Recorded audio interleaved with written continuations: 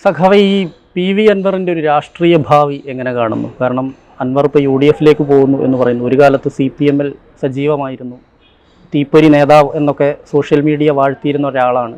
ഇപ്പോൾ അതിരൂക്ഷമായി CPM-നെയും മുഖ്യമന്ത്രിയെയും വിമർശിക്കുന്ന ഒരാളായി മാറി. കഴിഞ്ഞ ദിവസം ജയിലിലേക്ക് പോയി.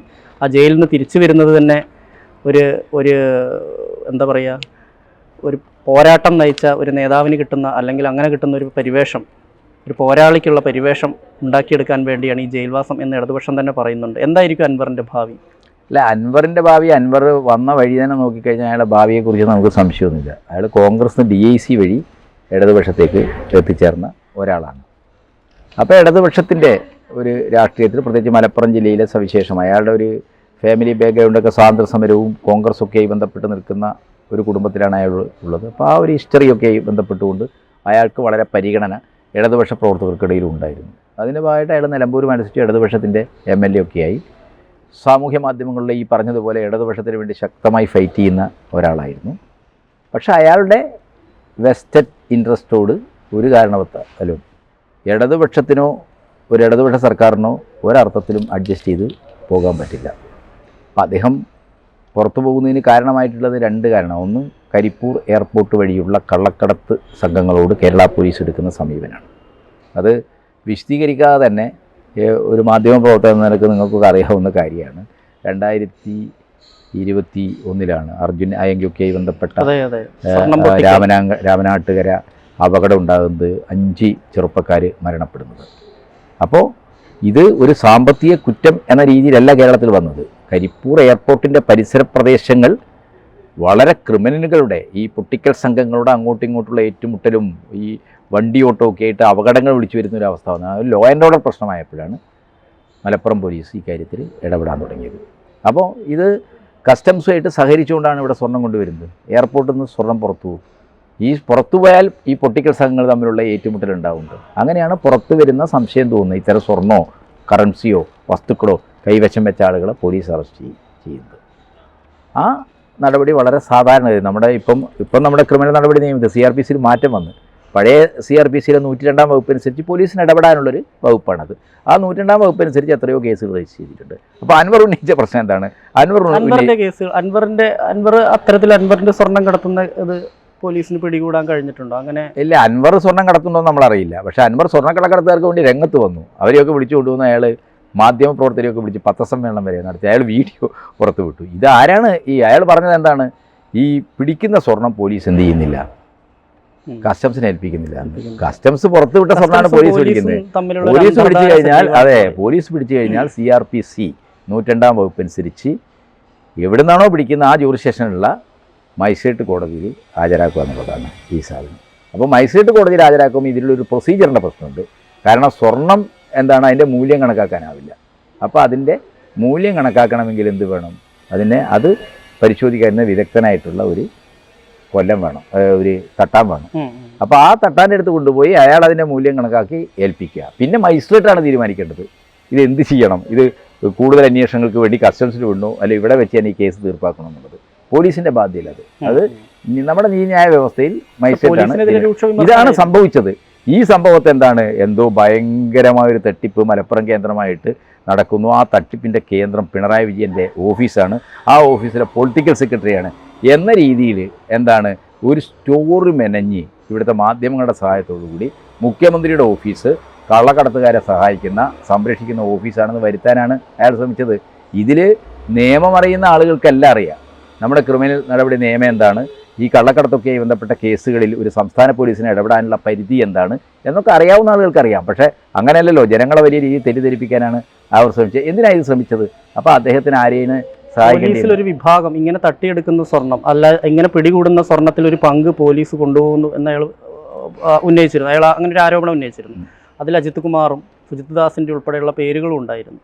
ഈ കസ്റ്റംസ് പിടികൂടേണ്ട സ്വർണം കസ്റ്റംസ് പിടിക്കാതെ പോലീസിന് വിട്ടുകൊടുക്കുകയും ആ പോലീസ് ഇപ്പോൾ 10 കിലോ സ്വർണ്ണം പിടിക്കുകയാണെങ്കിൽ 5 കിലോ കസ്റ്റംസിനും 5 കിലോ അല്ലെങ്കിൽ 1-2 കിലോ മാത്രം പിടികൂടിയത് ഹാജരാക്കി ബാക്കി പോലീസ് തട്ടിയെടുക്കുകയാണെന്നാണ് പറയുന്നത്. അങ്ങനെ ഒരു ഇതുണ്ടോ? അതുണ്ടെങ്കിൽ ബന്ധപ്പെട്ട ഏജൻസിയുടെ അന്വേഷിച്ച് കണ്ടുപിടിക്കേണ്ടതാണ്. കസ്റ്റംസ് കള്ളക്കടത്ത് പിടിക്കാനുള്ള അതോറിറ്റി കസ്റ്റംസാണ്. പോലീസിന് അതിൽ യാതൊരു ഇതില്ല. പോലീസ് പിടിക്കുന്നത് എന്താണ്? അനധികൃതമായ കറൻസി, വസ്തുക്കൾ, സ്വർണം ഉൾപ്പെടെയുള്ള ഏതും കൈവശം വെക്കുന്ന ആളെ പോലീസിന് എന്ത് ചെയ്യാം? അറസ്റ്റ് ചെയ്യാം. അതൊരു ലോ ആൻഡ് ഓർഡർ വകുപ്പിലാണ്. മറ്റേ സാമ്പത്തിക കുറ്റാന്വേഷണ വകുപ്പിൽ കസ്റ്റംസാണ് ചെയ്യേണ്ടത്. കസ്റ്റംസ് ഇങ്ങനെ അത് ബന്ധപ്പെട്ട ഏജൻസികൾ അന്വേഷിക്കേണ്ടതാണ്, അന്വേഷിച്ച് കണ്ടുപിടിക്കണം. നമുക്കൊന്നും പറയാൻ പറ്റില്ല. അങ്ങനെ ഒരു ആരോപണം അൻവർ ഉന്നയിച്ചിട്ടുണ്ട്, അത് എയറിലുണ്ട്. പക്ഷെ അത് തെളിയിക്കാനുള്ള ഒന്നും വന്നിട്ടില്ല. അത് ചെയ്യേണ്ടതാരാണ്? ഈ അൻവർ ഏറ്റെടുത്തിരിക്കുന്ന വലതുപക്ഷക്കാരുണ്ടല്ലോ, കോൺഗ്രസ്സുകാരും ബി ജെ പിക്കാരൊക്കെ. അതെ, അയാൾ കോൺഗ്രസ് പോട്ടെ, അയാൾക്ക് അത് ഏറ്റവും പറ്റിയ ഇടം കോൺഗ്രസ് തന്നെയാണ്. മുഖ്യമന്ത്രി പറഞ്ഞിട്ടുണ്ടല്ലോ അൻവറിന്റെ ഒരു കൾച്ചർ വെച്ച് നോക്കുമ്പോൾ കോൺഗ്രസുമായിട്ടാണ്. അതെ, അയാൾക്ക് കോൺഗ്രസ് പോകാനാണ് സാധ്യത. കോൺഗ്രസ് പോട്ടെ അയാൾ, അതിൽ പ്രശ്നമില്ല. പക്ഷേ പ്രശ്നം നിൽക്കുന്നത് എന്താണ്? അയാൾ നടത്തുന്ന നിയമവിരുദ്ധമായ ബിസിനസ്സുകളോട് ഒരർത്ഥത്തിലും സന്ധി ചെയ്യാൻ CPM തയ്യാറില്ല. അയാൾക്ക് ബിസിനസ് നടത്താം, ബിസിനസ് ആർക്കും നടത്താം. അത് ഓരോ വ്യക്തിയുടെയും സ്വാതന്ത്ര്യമാണ്. ബിസിനസ് അധികാരത്തിന്റെ തണലിൽ ഇത്തരത്തിലുള്ള നിയമവിരുദ്ധമായ രീതിയിൽ ബിസിനസ് നടത്താൻ അല്ല, അധികാരത്തിന്റെ സൗകര്യം ഉപയോഗിച്ച് നിയമവിരുദ്ധ പ്രവർത്തനങ്ങൾ നടത്താൻ പറ്റില്ല. ഇപ്പോൾ ഈ പ്രശ്നങ്ങളൊക്കെ തടയണ പ്രശ്നവും റിസോർട്ട് പ്രശ്നവും ഒക്കെ എന്താണ്? അത് കോടതിയാണ് കണ്ടെത്തിയത് നിയമവിരുദ്ധമാണ്. അപ്പോൾ അതിൻ്റെ അടിസ്ഥാനത്തിൽ കോടതി ഒരു അഭിപ്രായം പറഞ്ഞു കഴിഞ്ഞാൽ സർക്കാരിന് എന്ത് ചെയ്യേണ്ടി വരും? അത് നടപ്പാക്കേണ്ടി വരും. കോടതി അഭിപ്രായം അവിടെ വെച്ചിട്ട് എന്താണ്? അൻവറെ സംരക്ഷിക്കാൻ ആർക്കും പറ്റില്ല. അപ്പോൾ അയാളുടെ ബിസിനസ്സും, ഈ മാർക്സ് പറയുന്നൊരു കാര്യമുണ്ട്, ഈ സ്വർഗരാജ്യവും സ്വകാര്യ സ്വത്തും ഒന്നിച്ചു കൊണ്ടുപോകുക എന്ന് പറയുന്നത് അത്ര എളുപ്പമുള്ള കാര്യമല്ല. ഒന്നുകിൽ നിങ്ങൾ സ്വർഗരാജ്യം പറയുക, അല്ലെങ്കിൽ നിങ്ങൾ സ്വകാര്യ സ്വത്ത് പറയുക. സ്വകാര്യ സ്വത്തുണ്ടെങ്കിൽ അവിടെ സ്വർഗരാജ്യം ഇല്ല എന്ന് മാർക്സ് പറയുന്നുണ്ട്. അതുപോലെ എന്താണ്? ഈ കള്ളക്കടത്തും ഇത്തരത്തിലുള്ള അവീത നിയമവിരുദ്ധ സാമ്പത്തിക പ്രവർത്തനവും ഇടതുപക്ഷ രാഷ്ട്രീയവും ഒന്നിച്ചു കൊണ്ടുപോകാൻ പറ്റില്ല. അത് ഒരു പ്രശ്നം, എന്തെങ്കിലും അത് വൈരുദ്ധ്യത്തിലാകുമെന്നുള്ളത് പ്രശ്നമാണ്. അൻവറിന്റെ തുടക്കകാലത്ത് അൻവറിന്റെ നിയമലംഘനങ്ങളൊക്കെ വന്നപ്പോൾ ഈ സർക്കാരിന്റെ ഭാഗത്തുനിന്ന് നടപടി, അത് നിയമപരമായ രീതിയിൽ പോകേണ്ട കാര്യങ്ങളായിട്ടാണ് നമ്മൾ കണ്ടിരുന്നത്. നിരവധി റിപ്പോർട്ടുകൾ പാർക്കുമായി ബന്ധപ്പെട്ട. അതെ, ആ പാർക്കിന് അനുമതി കൊടുത്ത് കൂടരഞ്ഞി പഞ്ചായത്തിലെ UDF ബോർഡാണ്. അങ്ങനെ അനുമതി കിട്ടിയ ഒരു സംരംഭത്തിന്റെ മുകളിൽ കയറി പെട്ടെന്നൊരു നടപടി എടുക്കാൻ പറ്റില്ല. നിയമപരമായി അത് അന്വേഷിച്ച് ബന്ധപ്പെട്ട കോടതിയുടെ ഇടപെടലുണ്ടായപ്പോഴും റിസോർട്ടിന്റെ പേരിലൊന്നും തഹസിൽദാർ ഉൾപ്പെടെ നടപടി സ്വീകരിച്ചില്ല. അല്ല, അതൊക്കെ വൈകിട്ടുണ്ടാകും, അത് ഉദ്യോഗസ്ഥ തലത്തിലൊക്കെ വൈകിട്ടുണ്ടാകും. പക്ഷേ ആത്യന്തികമായി ഇത്തരം ആളുകളെ സംരക്ഷിക്കാൻ ഇടതുപക്ഷത്തിന് കഴിയാതെ, ഇടതുപക്ഷത്തിന് നയത്തിന്റെ പ്രശ്നമാണ്. ഇടതുപക്ഷത്തിന് ഇനി ആരെങ്കിലും ഒരാൾ, ഏതെങ്കിലും ഒരു തഹസിൽദാരോ ഏതെങ്കിലും ഒരു ഉദ്യോഗസ്ഥനോ താല്പര്യം കാണിച്ചാലും ഇടതുപക്ഷ രാഷ്ട്രീയത്തിൽ അവസാനം ഇത്തരം ആളുകൾക്ക് സംരക്ഷണം കിട്ടില്ല. അൻവറിന് ആ പഴയ പിന്തുണ സോഷ്യൽ മീഡിയയിൽ നഷ്ടപ്പെട്ടു എന്നാണ് ഞാൻ മനസ്സിലാക്കുന്നത്. അതെ, സോഷ്യൽ മീഡിയയിൽ മുമ്പ് CPMന്റെ ഒരു അണികളുടെ ഒരു വലിയ വിഭാഗം, അതായത് സോഷ്യൽ മീഡിയയിലുള്ള ഒരു വിഭാഗത്തിന് പിന്തുണ ഉണ്ടായിരുന്നു. പക്ഷെ അതിന്റെ അപ്പുറത്തേക്കുള്ള ഒരു വിഭാഗത്തെ കൂടി ഇപ്പം അൻവറിന് കൂടെ കൂട്ടാൻ കഴിഞ്ഞു എന്ന് തോന്നുന്നുണ്ട്. അങ്ങനെ ഇല്ല, അൻവറിന്റെ കൂടെ നിൽക്കുന്നത് എന്താണ്? അൻവറും ഇന്നലെ ഈ വന്യമൃഗ സംരക്ഷണത്തിന്റെ പേരിലാണ്, അതൊരു റിയൽ കോസാണ്, അതിൻ്റെ പേരിലാണ് അയാൾ ഈ അടിച്ചു പൊളിച്ചെന്നൊക്കെ പറഞ്ഞാൽ നമുക്കൊരു ഇതുണ്ട്. പക്ഷേ അയാൾ പറഞ്ഞത് എന്താണ്? അറസ്റ്റ് ചെയ്തപ്പോൾ ഇത് മുസ്ലിം വിരുദ്ധ നീക്കത്തിൻ്റെ ഭാഗമാണെന്നാണ്. അപ്പോൾ എന്താണ്? പൂച്ച പുറത്തിയാടെയാണ്. അയാൾ അവിടുത്തെ ഒരു സവിശേഷ സാഹചര്യത്തിൽ, മലപ്പുറം ജില്ലയുടെ സവിശേഷ സാഹചര്യത്തിൽ ഒരു മുസ്ലിം പൊളിറ്റിക്സ് കളിക്കാനാണ് ശ്രമിക്കുന്നത്.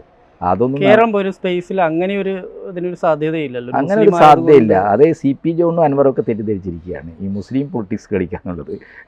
ഏത് SDPയെയും ജമാഅത്ത് ഇസ്ലാമിയും ഒക്കെ മുസ്ലിം പൊളിറ്റിക്സിൻ്റെ ആളായിട്ട് കാണാൻ പറ്റില്ല. മൈനോറിറ്റിയോ മുസ്ലിം ജനസമൂഹത്തിൻ്റെയോ പ്രാതിനിധ്യം ജമാഅത്ത് ഇസ്ലാമിക്കില്ല, SDPക്ക് ഇല്ല. അവരെ തന്നെ കണക്ക് പ്രകാരം തന്നെ 0.3% ആളുകളുടെ സപ്പോർട്ട് മാത്രമാണ് ജമാഅത്ത് ഇസ്ലാമിക്ക്. അത്ര തന്നെ സപ്പോർട്ട് SDPക്ക് ഉണ്ടാവും. ഈ രണ്ട് വിധ്വംസക ഗ്രൂപ്പുകളെയോ അവരുടെ ഐഡിയോളജിയും വെച്ചിട്ട് മുസ്ലിങ്ങളുടെ അത് ആർക്കും അവകാശപ്പെടാൻ പറ്റില്ല. അത് CP ജോണിനെ പോലുള്ള ആളുകളൊക്കെ കുറച്ചും കൂടെ ഉയർന്ന് ചിന്തിക്കാൻ കഴിയേണ്ടതാണ്. ഈ സംഘുയിത രാഷ്ട്രീയം, അവസരവാദ രാഷ്ട്രീയം മനുഷ്യരെ ഒരുതരം വാമനത്വത്തിൻ്റെ കുഴിയിലെത്തിക്കും. CP ജോണിനെ പോലുള്ള ആളുകൾ കുറച്ചും കൂടെ ബ്രോഡായിട്ട് കാര്യങ്ങളെ കാണാൻ കഴിയുന്ന ഒരാളാണ്. നമുക്ക് വ്യക്തിപരമായ ഒരുപാട് കാലത്തെ സൗഹൃദമുള്ള ആളല്ലോ. പക്ഷേ അയാൾ UDFന് വേണ്ടി ഒരു സൈദ്ധാന്തിക വ്യാഖ്യാനം നടത്താൻ ശ്രമിച്ചപ്പോഴാണ് ഈ വർഗീയ ഫാസത്തെ, ഈ ഹിന്ദുത്വത്തെ നേരിടാൻ ജമാഅത്ത് ഇസ്ലാമി ഈ ഹിന്ദുത്വമായിട്ട് സന്ധിയിലാണ്. അപ്പോൾ അവരുടെ സേനയല്ലേ ഹിസ്ബുൾ മുജാഹിദീൻ. ഈ രാജ്യം ഭരിക്കുന്നത് BJPയാണ്. ഹിസ്ബുൾ മുജാഹിദിനെതിരായിട്ട് എന്തെങ്കിലും ആക്ഷൻ ഉണ്ടോ? ഈ പാകിസ്ഥാൻ കേന്ദ്രമാക്കിയിട്ടുള്ള ലഷ്കർ തോയ്ബയും ജെയ്ഷെ മുഹമ്മദും ഒക്കെ ട്രെയിൻ ചെയ്യപ്പെട്ട അതേ ക്യാമ്പിലാണ് ജമാഅത്തെ ഇസ്ലാമിയുടെ രാഷ്ട്രീയ നേതൃത്വത്തിന് കീഴിൽ. ഇവിടുത്തെ ജമാഅത്ത് കാര്യം പറയാം, ഞങ്ങൾക്ക് ബന്ധമില്ല, കാശ്മീർ ജമാഅത്ത് ഇസ്ലാമി വേറെയാണെന്ന്. പക്ഷെ നമുക്ക് എല്ലാവർക്കും അറിയാം പാൻ ഇസ്ലാമിസത്തിന്റെ. അതെ, അപ്പോൾ ഇതെല്ലാവർക്കും മനസ്സിലാക്കാവുന്ന കാര്യമാണ്. അപ്പോൾ CP ജോണിനെ പോലുള്ള ഒരാൾ അയാൾ പറയാണ് ഈ ഹിന്ദുത്വത്തെ നേരിടാൻ ജമാഅത്ത് ഇസ്ലാമിയെ കൂട്ടുപിടിച്ച് ഹിന്ദുത്വം നേരിടാൻ പറ്റില്ല. ജമാഅത്ത് ഇസ്ലാമി ഹിന്ദുത്വത്തിൻ്റെ കളത്തിലാണ് കളിക്കുന്നത്. ഹിന്ദുത്വത്തിന് ആവശ്യമായ അവരുമായിട്ട് അഡ്ജസ്റ്റ് ചെയ്ത് ഇവരുടെ സൗകര്യങ്ങൾ. അപ്പോൾ മാവോയിസ്റ്റുകളെ കൊണ്ട് പറഞ്ഞ പോലെയാണ്. ഇപ്പോൾ ഛത്തീസ്ഗഡിൽ അതൊക്കെ മാവോയിസ്റ്റുകൾ എന്താണ്, അവർ പോലീസിനെതിരായിട്ട് വലിയ ചെയ്യും. തെരഞ്ഞെടുപ്പ് വന്നു കഴിഞ്ഞാൽ അവരെന്ത് ചെയ്യും? ഈ മാവോയിസ്റ്റ് സ്വാധീന പ്രദേശങ്ങളിലെല്ലാം ജയിക്കുന്നത് BJP-യാണ്. BJP ആണല്ല, കോൺഗ്രസ്സാണ് കേന്ദ്രത്തിൽ ഭരിക്കുന്നത്, കോൺഗ്രസ്സിന് ചെയ്യും അവർ.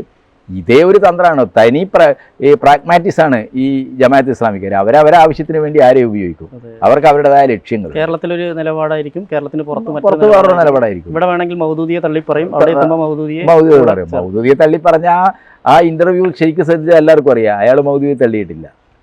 അത് ഇസ്ലാമിക ഒരു വേർഷൻ അനുസരിച്ച് അയാൾ പറഞ്ഞ എന്താണ്, ഞങ്ങൾക്ക് മൗദൂദിയില്ല. കാരണം മൗദൂദി പറഞ്ഞിരിക്കുന്നതും ദൈവാധികാരമാണ്, ഹുക്കുമത്തെ ഹിലാഹിയാണ്. ആ ഹുക്കുമത്തെ ഹിലാഹിയിൽ മൗദൂദിയില്ല, അസൽമന്നയില്ല, സെയ്ദ് കുത്തപ്പുമില്ല. അപ്പോൾ ഞങ്ങൾ പറഞ്ഞത് ഹുക്കുമത്തെ, അത് സർവ്വ മുസ്ലിങ്ങളും ദൈവത്തിൻ്റെ, അത് ഒരു ആത്മീയ ദർശനത്തിൻ്റെ, ഒരു വിശ്വാസപരമായ ദർശനത്തിൻ്റെ ഒരു അധികാരത്തെക്കുറിച്ചാണ് എന്ത്, ഈ എല്ലാവരും ദൈവത്തിന് കടപ്പെട്ടിരിക്കുക, അള്ളാഹു അല്ലാത്ത വേറെ ആരും ഇല്ല, അള്ളാഹുവിന് കടപ്പെട്ടിരിക്കുന്ന, അള്ളാഹുവിന് കീഴിലാണ്, അതിലപ്പുറത്ത് വേറെ ഒന്നുമില്ലാന്ന്. പക്ഷേ ഇന്നത്തെ ഒരു ലോകം എന്ന് പറഞ്ഞു കഴിഞ്ഞാൽ 1789 ഫ്രഞ്ച് വിപ്ലവത്തിലുള്ള ലോകമാണ്. ദൈവമല്ല ഭരണകൂടം, റിപ്പബ്ലിക്കാണ്, പീപ്പിൾസ് റിപ്പബ്ലിക്കാണ് എന്ന് ലോകം അംഗീകരിച്ച് സാർവദേശീയ തലത്തിൽ ഇന്ന് ഐക്യരാഷ്ട്രസഭയുടെ ഒക്കെ ഭാഗമല്ലേ നമ്മളല്ലോ, ഐക്യരാഷ്ട്രസഭയൊക്കെ അംഗീകരിച്ചിരിക്കുന്നത് ജനകീയ റിപ്പബ്ലിക്കാണ്. റിപ്പബ്ലിക്കിന് മുകളിൽ ദൈവത്തിൻ്റെ രാജ്യം ഉണ്ടാക്കാൻ ആർക്കും അധികാരമില്ല, സിഖുകാർക്കും അധികാരമില്ല, ഹിന്ദുക്കൾക്കും അധികാരമില്ല, ജമാഅത്ത് ഇസ്ലാമിക്കാർക്കും അധികാരം. ജമാഅത്ത് ഇസ്ലാമിയുടെ ഒരു രാഷ്ട്രീയമാണ് യഥാർത്ഥത്തിൽ അൻവർ ഉപയോഗിക്കാനിരിക്കുന്നത്. കാരണം അല്ലെങ്കിൽ ഈ ജമാഅത്തിൻ്റെയും SDP-ൻ്റെയും ആ ഒരു നിലപാടിനൊപ്പം സഞ്ചരിക്കാൻ തന്നെയായിരിക്കുമോ അൻവറിൻ്റെ തീരുമാനം? അങ്ങനെയായിരിക്കുമോ? അത് ആ ഒരു നിലപാടിൽ അയാൾ വഴുതിപ്പോയിട്ടുണ്ട്. ആ വഴുതിപ്പോയതെന്ന് പറഞ്ഞാൽ VD സതീശനും കോൺഗ്രസ്സുകാരും ഒക്കെ ആ ഒരു നിലപാടിലാണ് നിൽക്കുന്നത്. അപ്പോൾ സതീശൻ രണ്ട് തോണിയിലും ചവിട്ടി കളിക്കുക എന്നുള്ളതാണ്. ഒരു ഭാഗത്ത് ജമാഅത്തെ SDP കൂട്ടുകെട്ടൊക്കെ ഉണ്ടാക്കുക, മറുഭാഗത്ത് എന്താണ്, ഈ സനാതന ധർമ്മം പറഞ്ഞ് ഹിന്ദുത്വത്തിൻ്റെ താല്പര്യങ്ങളെ സംരക്ഷിക്കുകയും ചെയ്യാം. വളരെ അവസരവാദപരമാണ്. അത്തരത്തിലുള്ള അവസരവാദ രാഷ്ട്രീയത്തിൻ്റെയൊക്കെ ദുരന്തമാണ് ഇന്ദിരാഗാന്ധിയുടെ വധം എന്നൊക്കെ പറയുന്നത്. ഈ ഖാലിസ്ഥാൻ പ്രശ്നമുണ്ടായപ്പോൾ ഇന്ദിരാഗാന്ധി അന്ന് ജനതാ പാർട്ടി ഗവൺമെൻറ് അട്ടിമറിക്കാൻ വേണ്ടിയല്ലേ അന്ന് ബിന്ദർവാലയെ ഡൽഹിയിൽ ക്ഷണിച്ചു കൊണ്ടുപോയിട്ട് ഡൽഹിയിൽ വലിയ വിരുന്ന് ബിന്ദർവാല കൊടുത്തു. ദേശീയ രാഷ്ട്രീയത്തിൽ, ഡൽഹി രാഷ്ട്രീയത്തിൽ ബിന്ദർവാല അറിയ പോലുമില്ല. അയാൾ സുവർണക്ഷേത്രത്തിൽ കഴിയുന്ന ഒരു സിഖ് പുരോഹിതൻ മാത്രമാണ്. ആ പുരോഹിതനെ ക്ഷണിച്ചു കൊണ്ടുവന്നു. അന്ന് കുൽദീപ് നയ്യർ ഇന്ദിരാഗാന്ധിയോട് ചോദിച്ചില്ലേ, എന്താണ് മിസ്സിസ് ഗാന്ധി കാണിക്കുന്നത്, താങ്കൾ തങ്ങളുടെ പിതാവിനെ ഓർക്കേണ്ടിയിരുന്നു. ഇങ്ങനെ ഒരു തിയോക്രാറ്റിക് രാഷ്ട്രം പറഞ്ഞു നടക്കുന്ന ഒരാൾ അയാളെ കൃപാണ വേഷത്തിൽ നിങ്ങളുടെ ഈ വിരുന്ന് സൽക്കാരത്തിലേക്ക് ക്ഷണിച്ചു കൊണ്ടുവന്നത്. അയാൾ പങ്കെടുത്തില്ലല്ലോ. പത്രക്കാരെ വിളിച്ചപ്പോൾ ആ സൽക്കാരത്തിൽ പോകാൻ കുൽദീപ് നയ്യർ തയ്യാറുള്ളൂ. അയാൾ പിന്നീട് ഇന്ത്യൻ എക്സ്പ്രസ്സിൽ അത് വിശദമായിട്ട് എഴുതിയല്ലോ. അതിൻ്റെ ദുരന്ത ഫലം എന്ന് പറയുന്നത് എന്താണ്, ഇന്ദിരാഗാന്ധിക്ക് സ്വന്തം ജീവൻ കൊടുക്കേണ്ടി വന്നു എന്നുള്ളതാണ്. അപ്പോൾ ഇതൊക്കെ കോൺഗ്രസുമായി ബന്ധപ്പെട്ട നമ്മുടെ തന്നെ സമകാലം, നമ്മളൊക്കെ ജീവിച്ചിരിക്കുന്ന കാലത്തെ ചരിത്രമാണ്. പുസ്തകമൊന്നും വായിക്കണ്ട, നമ്മൾ നോക്കിക്കണ്ട ചരിത്രമാണ്. അത് ഓർമ്മിക്കണം. ഇവിടെ ജമാഅത്ത് ഇസ്ലാമിയെ സപ്പോർട്ട് ചെയ്യുമ്പോൾ ജമാഅത്ത് ഇസ്ലാമിയാണ്, ഹിസ്ബുൾ മുജാഹിദിനാണ് കാശ്മീരിൽ വിഘടനവാദ പ്രസ്ഥാനത്തെ നയിക്കുന്നതെന്ന് മനസ്സിലാക്കണം. ആ പ്രസ്ഥാനമായിട്ടാണ് ഇവിടെ അവർ സന്ധി ചെയ്യുന്നത്. ഇത് ആരെയാ സഹായിക്കുക? BJP-യാണ്. ഇവിടുത്തെ മുഖ്യ പ്രതിപക്ഷ പാർട്ടി ഇങ്ങനെ ജമാഅത്ത് ഇസ്ലാമി SDP ആയിട്ടാണ് ബന്ധം എന്ന് പറഞ്ഞു കഴിഞ്ഞാൽ അത് സഹായിക്കുന്ന ആരെയാണ്? BJP-യാണ്. അപ്പോൾ CPM-നെ എതിർക്കാൻ വേണ്ടി തൽക്കാലം ഈ നമ്പറൊക്കെ ഓടിക്കാമെന്നല്ലാതെ, കാരണം ജമാഅത്ത് ഇസ്ലാമിക്ക് കേരളത്തിൽ അങ്ങനെ ഒരു ശൃംഖലയുണ്ട്. അവർ മുസ്ലിം സമൂഹത്തിൻ്റെ പിന്തുണയില്ലെങ്കിലും മൂലധന പിന്തുണയിൽ അവർ വലിയ മീഡിയ ശൃംഖല ഉണ്ടാക്കിയിട്ടുണ്ട്. ഇപ്പോൾ മാധ്യമം മീഡിയ വൺ, ഈ മീഡിയ വണ്ണിൻ്റെ ഓൺലൈനാണ് എല്ലാ കാര്യത്തിലും ഇപ്പോൾ അഭിപ്രായം തീരുമാനിക്കുന്നത്. എന്തൊക്കെ നുണകളാണ് എഴുതി വിടുന്നത്, എന്തൊക്കെ കാര്യങ്ങളാണ് എഴുതി വിടുന്നത്. ഇപ്പം നമ്മൾ 7-ാം നൂറ്റാണ്ട്, എനിക്ക് നേരിട്ട് അറിയാവുന്ന 7-ാം നൂറ്റാണ്ടിലെ പിന്നെ പ്രാചീനം, അത് 7-ാം നൂറ്റാണ്ടിലെ പ്രാചീനം എന്ന് നമ്മൾ പറഞ്ഞ എന്താണ്, മുഹമ്മദിന് മുമ്പുള്ള ജാഹിലിയ കാലഘട്ടത്തിൽ ഉദ്ദേശിച്ചാണ് ഇവിടുത്തെ ഒരു സ്റ്റേറ്റ്മെൻറ്റിൽ അത് വന്നത്. ആ സ്റ്റേറ്റ്മെൻറ്റ് എൻ്റെ ഫേസ്ബുക്ക് വാളിൽ ഞാൻ എടുത്തിട്ട് ചെയ്തത് ജില്ലാ സെക്രട്ടറിൻ്റെ സ്റ്റേറ്റ്മെൻറ്റാണ്. ഞാനൊരു ലേഖനത്തിൽ പറഞ്ഞല്ല അത്. പക്ഷേ KT കുഞ്ഞിക്കണ്ണൻ ഈ ഇസ്ലാമിനെ പ്രാകൃത മതം, 7-ാം നൂറ്റാണ്ടിലെ പ്രാകൃത മതം എന്ന് വിശേഷിപ്പിച്ചിട്ട് വലിയ ക്യാമ്പയിൻ നടത്തി. ഇപ്പോൾ അത് എയറിൽ നിൽക്കുകയല്ലേ, നമ്മളെന്ത് പറയുമ്പോൾ അവിടെ ഇത് ജമാഅത്തുകാർ SDP-ക്കാർ ഈ സാധനം എടുത്തുകൊണ്ട് വരും. അപ്പോൾ അവർക്ക് അവരുടെ മീഡിയ ഉപയോഗിച്ച് ആരെയൊക്കെ എങ്ങനെ തകർക്കണം, അവർക്കാവശ്യമായ രീതിയിൽ വേർഷനുകൾ ഉണ്ടാക്കാൻ കഴിയുന്ന ഒരു മീഡിയ ശൃംഖല ഉണ്ട്. മുസ്ലിം മതവിശ്വാസികളൊന്നും അവരെ കൂടെയില്ല, പക്ഷേ അവർക്ക് പണത്തിൻ്റെ ബലത്തിൽ ഇതൊക്കെ ഉണ്ടാക്കാൻ കൂലി കൊടുത്ത ആളെ വെച്ചിട്ടുണ്ട് അതിന്. അങ്ങനെയുള്ള ഒരു കൂലിപ്പടയുടെ ഈ ന്യൂ മീഡിയയുടെയൊക്കെ തന്നെ ഇലക്ട്രോണിക്സിൻ്റെ ഈ ഉപഗ്രഹ ടെക്നോളജിയുടെയൊക്കെ ഒരു നവസാധ്യത ഉപയോഗിച്ച് RSSനെ പോലെ തന്നെ അവർ സജീവമാണ് കേരളത്തിൽ. അതിനെ ഉപയോഗിക്കുകയാണ് ആര്? VD സതീശനും കോൺഗ്രസ് തന്നെ. അതിൻ്റെ വില കോൺഗ്രസ് കൊടുക്കേണ്ടി വരും.